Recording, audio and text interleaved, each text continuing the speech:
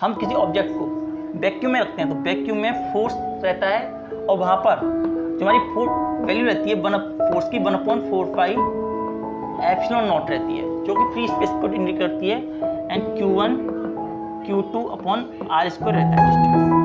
वहीं जब हम इसे एक मीडियम में लेते हैं तो मीडियम में लेते समय 1/4 एप्सिलॉन नॉट की जगह हम परमिटिव मीडियम लेंगे, Q1 Q2/r²। यहाँ पे हम अब इन दोनों को डिवाइड देते हैं, permittive of free space to the permittive of medium. कितना हुआ?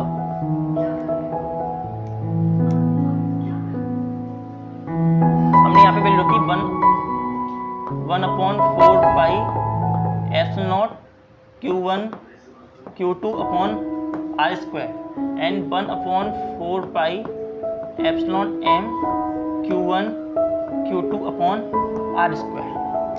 यहाँ पे इससे ये कैंसिल और इससे ये कैंसिल, ये दोनों कैंसिल हुए, पाई से ये कैंसिल, पाई से ये कैंसिल, क्या बचा?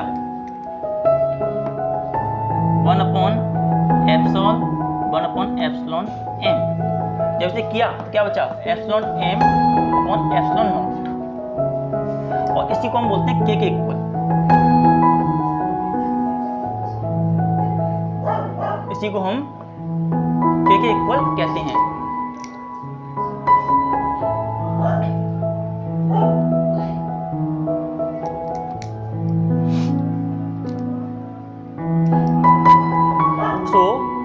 डाइलेक्ट्रिक कांस्टेंट को कैसे डिफाइन करेंगे? डाइलेक्ट्रिक कांस्टेंट को हम कह सकते हैं first it is the ratio of the force in between two-point charge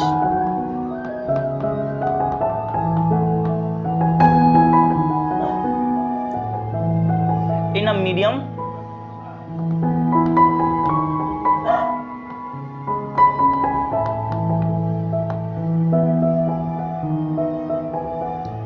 and the free space.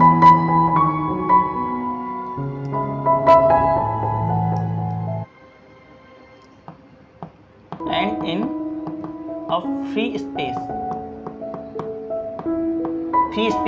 और मीडियम के बीच में जो चार्ज रहता है उसी को हम डाइलेक्ट्रिक कांस्टेंट कहते हैं। डाइलेक्ट्रिक कांस्टेंट से हमें क्या फायदा होता है? डाइलेक्ट्रिक कांस्टेंट की मदद से हम बड़ी से बड़ी वैल्यू को छोटे से छोटे टर्म में लेके आ जाते हैं, जिसकी मदद से हमें उसे कैलकुलेट करना आसान होता है। जैसे सपोज कीजिए परमिटिविटी के हम एग्जांपल लेते हैं, किसी ऑब्जेक्ट की परमिटिविटी 2 × 10⁻⁻10 थी और फ्री स्पेस की परमिटिविटी -10 थी और उसकी परमिटिविटी थी वो 3 × 10⁻10 थी उस समय। तो ऐसी कंडीशन में जब ये दोनों कट गई तो हमें केवल 2/3 को ही याद करना पड़ेगा जब हम डाइलेक्ट्रिक कांस्टेंट को याद करेंगे, और साथ ही साथ इसमें हमें यूनिट भी याद करने की कोई जरूरत नहीं पड़ेगी। तो इस तरीके से हमें डाइलेक्ट्रिक कांस्टेंट का याद रखने से जो हमारा वैल्यू सॉल्विंग है वो बहुत ही ज़्यादा इजी और शॉर्ट हो जाता है, इसलिए हम डाइलेक्ट्रिक कांस्टेंट को निकालते हैं। तो डाइलेक्ट्रिक कांस्टेंट को हम क्या बोला? Dielectric constant force in free medium, free space and force in medium. Dielectric constant की वैल्यू फ्री स्पेस में मिनिमम होती है, कम होगी तो फोर्स ज़्यादा होगी, वहीं तो डाइलेक्ट्रिक कांस्टेंट की मीडियम में कम होती है। इसी तरह से मीडियम में ज़्यादा होगी तो उसमें ई की वैल्यू कम होगी, क्योंकि फोर्स ज़्यादा लगेगी। जिधर फोर्स ज़्यादा होगी उधर परमिटिविटी कम ही होगी, क्योंकि उसमें परमिटिविटी कम है फ्री स्पेस में, तो फोर्स फ्री स्पेस में ज़्यादा होती है। और वहीं फोर्स मीडियम के पास परमिटिविटी ज़्यादा होती है, इसलिए मीडियम जब हम इसे नॉर्मल लेके आते हैं तो ऐसी कंडीशन में परमिटिविटी में जो फोर्स लगती है वो भी कम लगती है।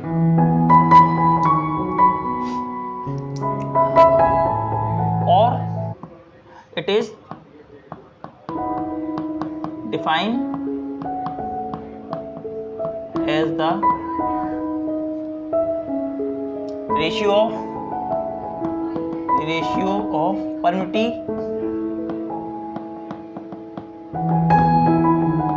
Of free space to the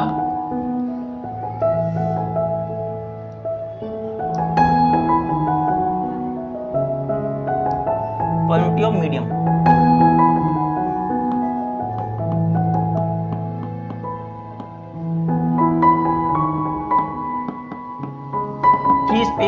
free space की परमिटिविटी और मीडियम की परमिटिविटी दोनों को रेशियो को ही हम डाइलेक्ट्रिक कांस्टेंट बोलते हैं। एक लाइन में अगर लिखना चाहें तो ऐसे लिख सकते हैं हम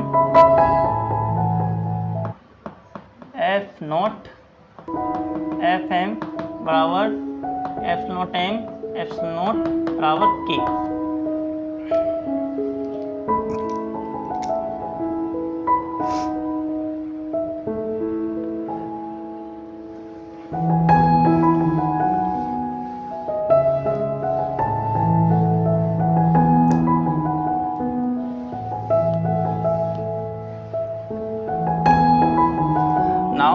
तो फोर्स को हम कैसे डिपेंड करेंगे?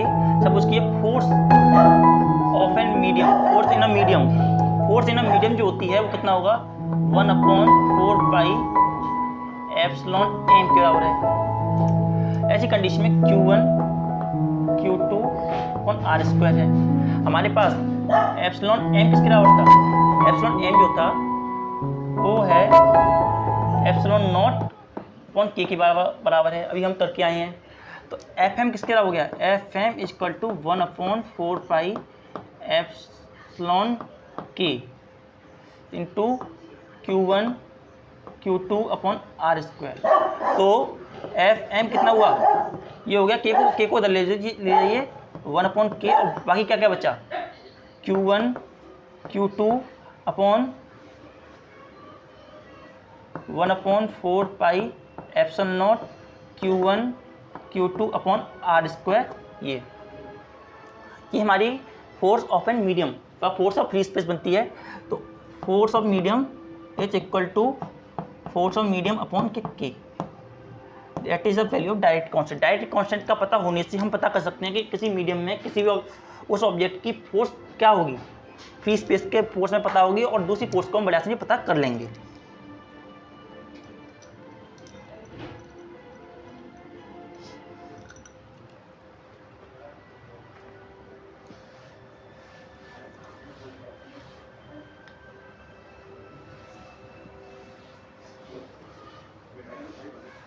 Now vector forms of Coulomb's law. Vector form of Coulomb's law.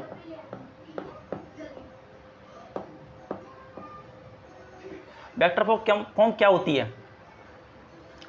सबसे पहले ये बात समझिए,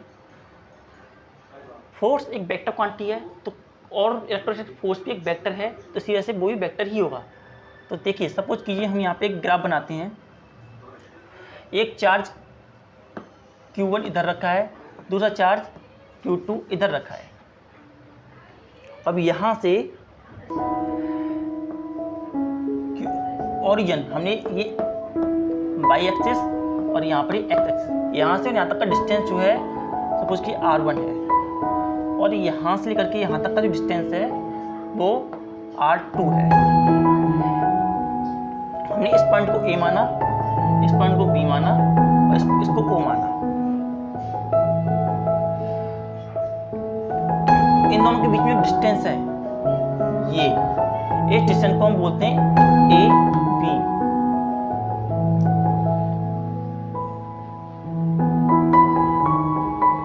अब देखिए यहाँ पे ये जो चार्ज है इस पर फोर्स लगाता है इधर, तो ये फोर्स हो जाती है force on 1/2 and in vector direction. ना सिमिलर मैनर ये चार्ज इस पर फोर्स लगाता है इधर डायरेक्शन में, ये इस पर लग रही है तो ये कौन सी होगी? F/2 on charge 2/1। इस तरीके से यहाँ से अगर हम AB डिस्टेंस निकालें, सपोज कीजिए हमारा AB जो है, AB वेक्टर, ये वेक्टर और ये वेक्टर, ए वेक्टर जो है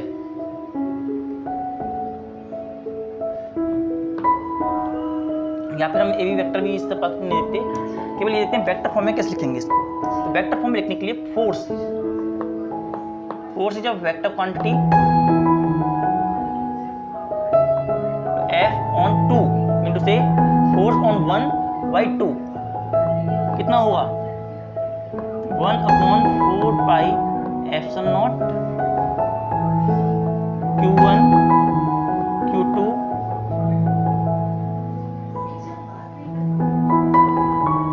अपॉन R स्क्वायर।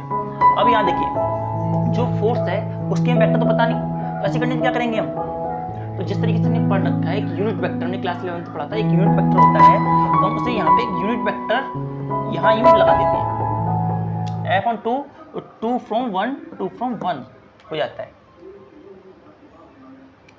हमने यूनिट वेक्टर के बारे में पढ़ रखा था, यूनिट वेक्टर किस तरह होता है, unit vector is become equal to R vector 2 1 and R vector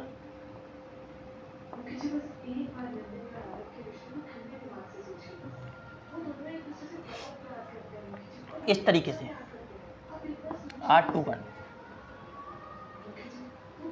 अब हम इस वैल्यू को इसमें पुट करते हैं, इस वैल्यू में F12 vector is equal to 1/4 pi epsilon naught Q1 Q2, हम इसमें मॉडुलस लगा देते हैं, मॉडुलस भी नहीं लगाते, R का cube 21 R vector 21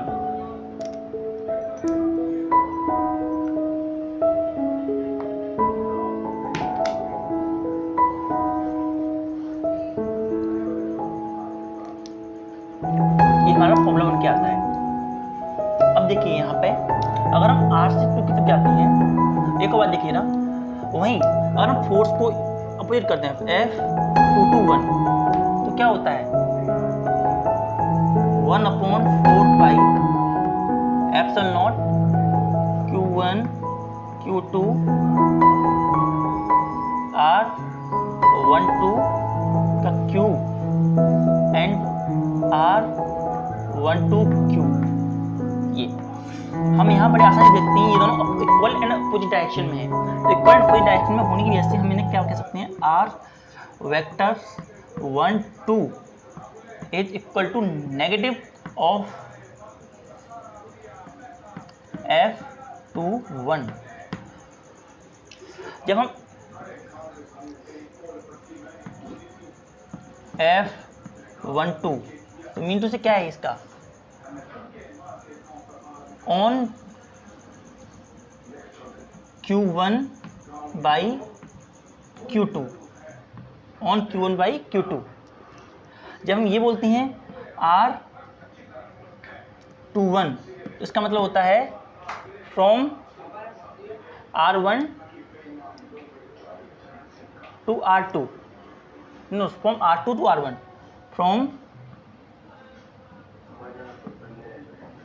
R2 to R1, और इसी के अपोजिट कर देंगे तो ऑन Q21 होगा तो ऑन 2/1, और इसमें फ्रॉम R1 टू R2। तो हम इस R1 जब हम थोड़ा सा इसको थोड़ा और ओपन करना चाहें तो कि R21 को हम क्या कह सकते हैं R1 माइनस R2, और उसी तरीके से R12 को हम कह सकते हैं R12 को कह सकते हैं R2 vector minus R1 vector, mean to से R12 R2 वेक्टर होता है यहाँ पे। तो वेक्टर फॉर्म जो रहेगी यहाँ पे कैसे रहेगी,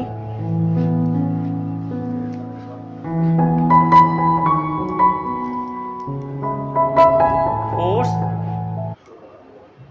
on 1/2 equal 1/4 pi epsilon naught Q1 Q2 upon AB का स्क्वायर।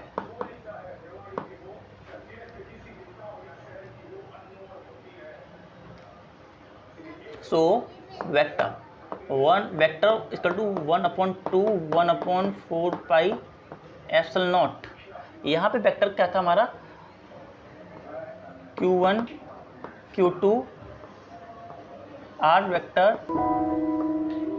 इसे हम मॉड्यूलस में लगा देते हैं R21 का होल स्क्वायर। जैसे वेक्टर फॉर्म में लिखेंगे तो R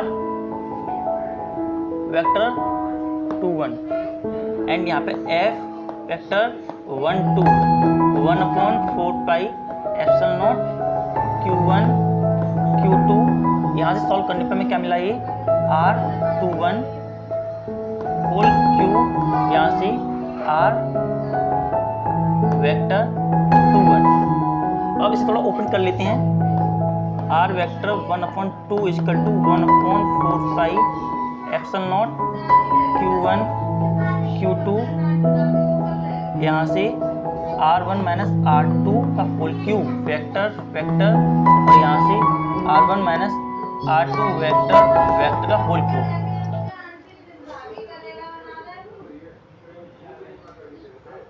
ये और वहीं F21 vector that is equal to 1/4 pi epsilon naught Q1 Q2 R2 vector minus R1 vector का होल क्यूब एंड यहाँ से R1 माइनस R2 वेक्टर का होल क्यूब। इस तरीके से ये दो हमारी वैल्यू निकल करके सामने आती हैं, और ये हम बड़े आसान देख सकते हैं कि ये दोनों वैल्यू जो है इक्वल एंड अपोजिट हैं एक दूसरे से। F12 vector is minus F21 vector के इक्वल एंड अपोजिट हैं। इस तरीके से हम वेक्टर फॉर्म में से रिप्रेजेंट करते हैं, और ए से अगर हम ए से बी तक जाएंगे या बी से ए तक जाएंगे, इस पर डिपेंड करता है कि हमारी वैल्यू क्या बनेगी।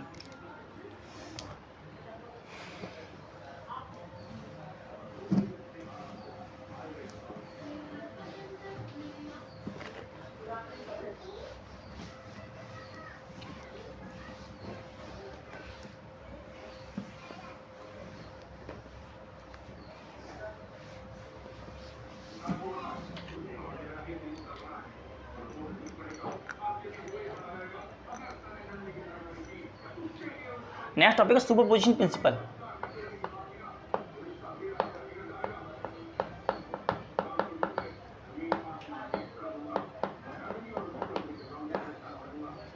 सुपरपोजिशन प्रिंसिपल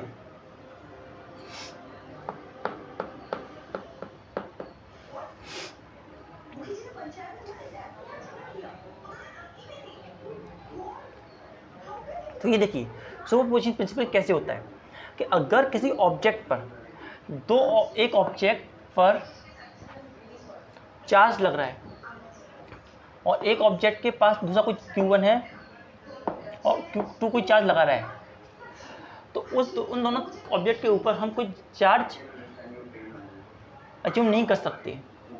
लेकिन जब एक चार्ज पे नंबर ऑफ चार्जेस इधर से भी हम मानते हैं Q0,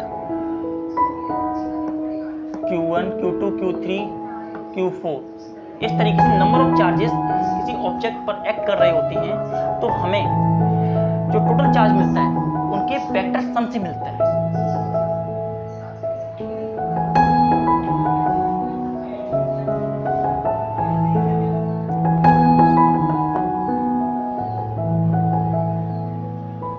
मीन टू से अगर ये चार्ज Q0 है और यहाँ पर ये डिस्टेंस, ये charge Q1 Q2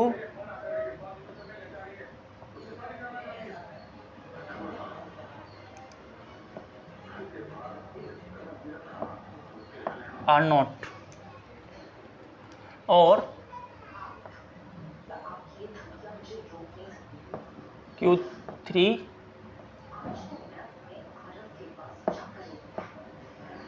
X and Y।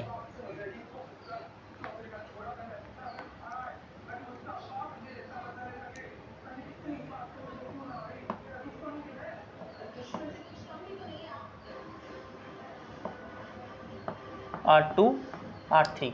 इस तरीके से नंबर ऑफ चार्जेस जो हैं इस चार्ज पे एक फोर्स लगा रहे हैं, यूं यहाँ से यहाँ, यहाँ से यहाँ, यहाँ से यहाँ, इधर एक फोर्स इधर लगा, एक फोर्स इधर लगा, एक फोर्स इधर और दूसरा इधर। तो ये वाला जो चार्ज Q1 था इसने से फोर्स लगाया F/1/2। इसने चार्ज नंबर 2 ने फोर्स लगाया F/2 force on charge Q0/2 and third वाले ने फोर्स ऑन चार्ज Q0/Q3 यूं।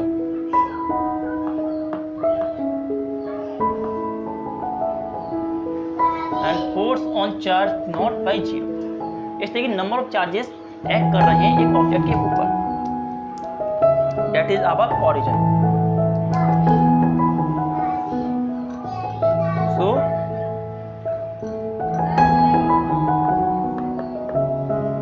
According to superposition principal,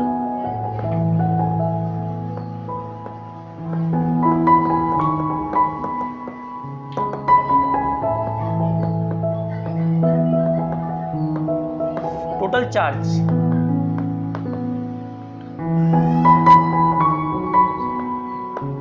acting on a body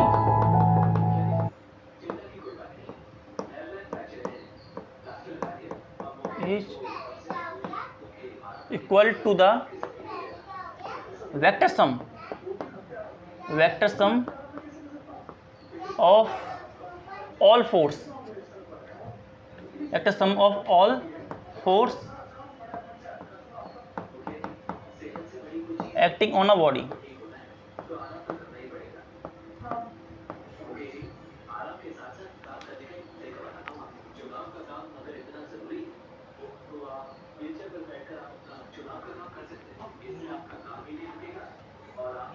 That is F force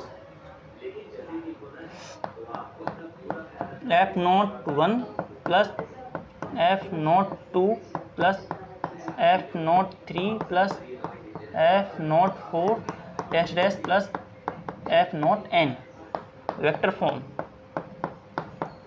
जितनी फोर्स उस पर काम कर रहे हैं उन सबके वेक्टर फॉर्म को अगर हम फाइंड कर लें तो उससे हमें एक्चुअल फोर्स का पता चल जाएगा। तो यहाँ देखिए कैसे, force is equal to 1/4 pi epsilon naught, हमें कॉमन आएगा तो कॉमन ले लिया मैंने इसे।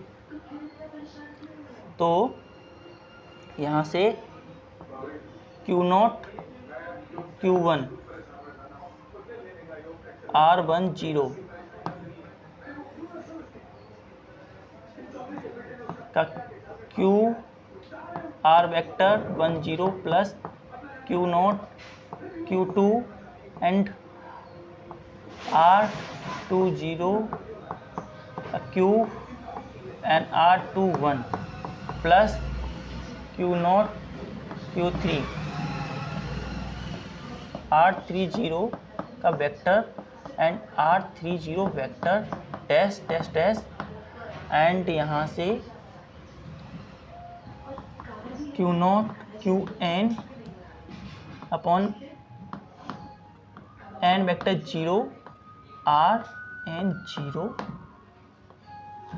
और इन सबको हम सम करके लिख सकते हैं। Force 1/4 pi epsilon naught sigma I equal to 1 and I equal to n, यहाँ पर Q0 Qi एंड इधर जो ये वैल्यू होगी वो होगी Rn0 का cube and R vector n0 के बराबर ये फोर्स हमारी निकल करके बाहर आएगी। जो सुपरपोजिशन प्रिंसिपल होगा वो टोटल फोर्सेस के सम के इक्वल होगा जितनी फोर्स उस बॉडी के ऊपर एक्ट कर रही हैं। That is our superposition principle.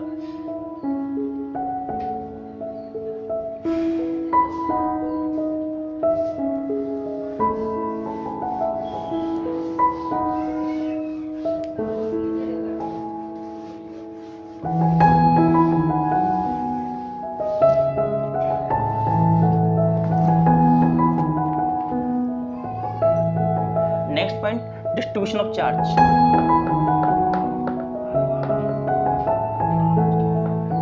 Distribution of charge. Charge distribution तीन तरीके से होता है। पहला linear charge distribution, linear charge distribution, that is charge per unit length, charge per unit length noted by sigma।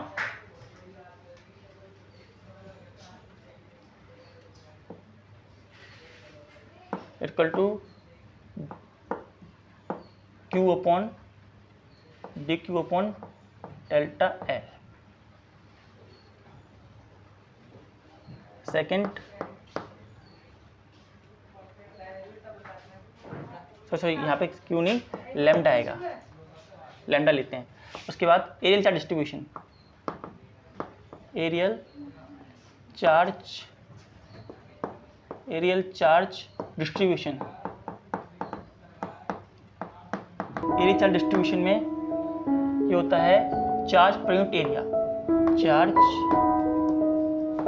पर unit area, charge per unit area that is note with sigma that is equal to delta Q upon delta S।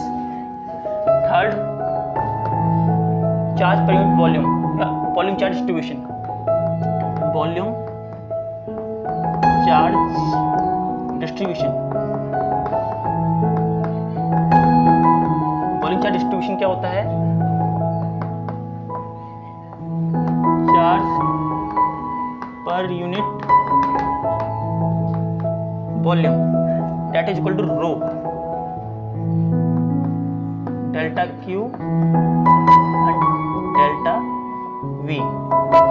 ये तीन फॉर्मूले होती हैं charge distribution के। Charge distribution के basis पर हम कैसे फोर्सेस को डिफाइन करते हैं वो हम देखते रहा। मैं साइड में लिख देता, देखिए हम चार्ज डिस्ट्रीब्यूशन के फोर्स कैसे बनती हैं। देखिए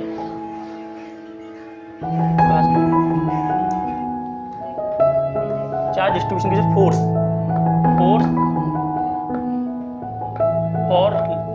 linear charge distribution, linear charge distribution पर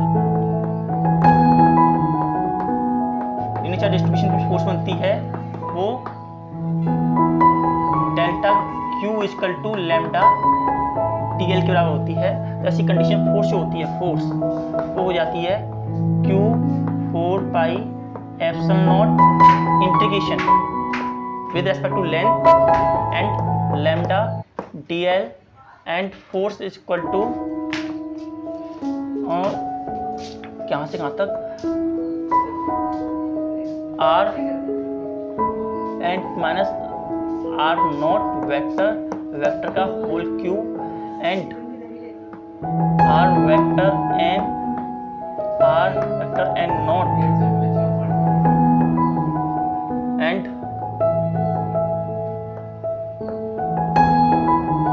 force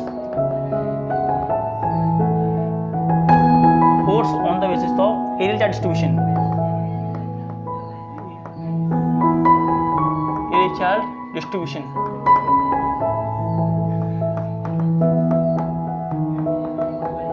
that is equal to delta TQ sigma ds।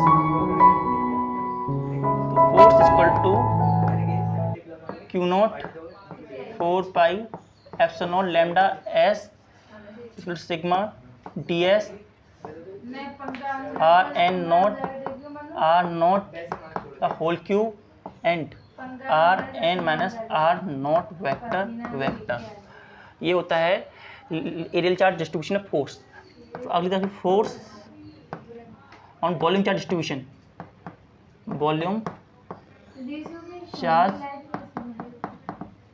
Distribution that is equal to delta Q is equal to rho ds को रखने पर force equal to Q naught है, naught Q naught 4 pi epsilon naught integration V and it is equal to rho D V, यहाँ rho D V है, rho D V equal to are N minus R naught vector, vector का whole cube and R N vector and R naught vector. तो इस तरीके से हमने यहाँ पे ये देखा कि ये अलग अलग तरीके की फोर्सेस बनती हैं अलग अलग फॉर्मूले के अकॉर्डिंग। तो ये हमारी तीन मेन फोर्स, तीन लीनियर चार्ज डिस्ट्रीब्यूशन के बेसिस पर, एरियल चार्ज डिस्ट्रीब्यूशन के बेसिस पर और वॉल्यूम चार्ज डिस्ट्रीब्यूशन के बेसिस पर हमारी ये तीन तरह की फॉर्मूले बन के आती हैं।